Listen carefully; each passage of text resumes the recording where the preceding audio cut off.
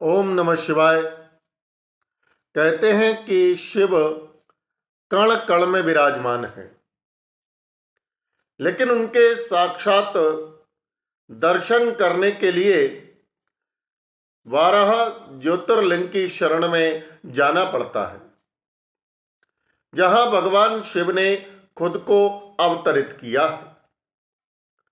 12 ज्योतिर्लिंग की महिमा बड़ी निराली है और इन्हीं में से एक ज्योतिर्लिंग है शैल मल्लिकार्जुन ज्योतिर्लिंग।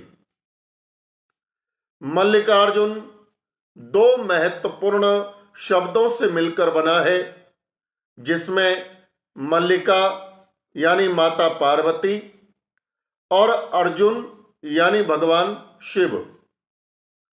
यह स्थान न सिर्फ 12 ज्योतिर्लिंग में से एक है, बल्कि इसकी गणना 52 शक्तिपीठों में भी की जाती है।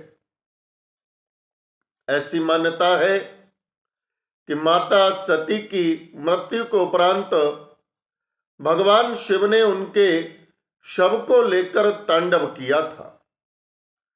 उस समय माता के शरीर के अलग अलग अंग भारत के 52 स्थानों पर गिर गए थे, जो आज शक्तिपीठ के नाम से प्रसिद्ध है। वहीं माता सती के होठ का ऊपरी हिस्सा मल्लिकार्जुन में गिरा था, जिससे इस स्थान को ज्योतिर्लिंग के साथ साथ शक्तिपीठ होने का सौभाग्य भी प्राप्त हुआ है। शक्तिपीठ और ज्योतिर्लिंग एक ही स्थान पर होने के कारण ये स्थान उन श्रद्धालुओं के लिए और ज्यादा पूजनीय हो गया, जो भगवान शिव के साथ ही माता पार्वती की आराधना करते हैं। इस पवित्र स्थान का उल्लेख महाभारत, शिव पुराण और पद्म पुराण जैसे प्राचीन ग्रंथों में भी किया गया है। कहते हैं कि इस स्थान का संबंध भगवान भोलेनाथ और माता पार्वती के साथ ही भगवान कार्तिकेय से भी है। प्राचीन शास्त्रों और पुराणों में इस स्थान को लेकर एक अत्यंत पावन घटना का उल्लेख मिलता है। पुराणों के अनुसार जब भगवान कार्तिकेय पृथ्वी की प्रदक्षिणा कर रहे थे, परिक्रमा कर रहे थे, तब भ्रमण कर रहे नारद मुनि ने भगवान गणेश के विवाह के बारे में कार्तिकेय जी को विस्तार से बतलाया। गणेश जी के विवाह की सूचना प्राप्त होते ही स्वामी कार्तिकेय वापस लौटे। तब उन्होंने देखा कि ना सिर्फ श्री गणेश जी का विवाह हो चुका था, बल्कि उनको शुभ और लाभ नामक 2 पुत्र भी हो चुके थे।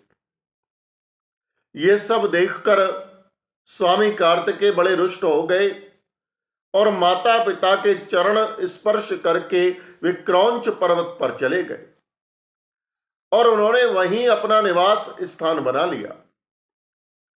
माता पार्वती ने नारद मुनि को कार्तिकेय स्वामी को मनाने के लिए भेजा, लेकिन देवऋषि नारद उन्हें मनाने में सफल नहीं हो पाए।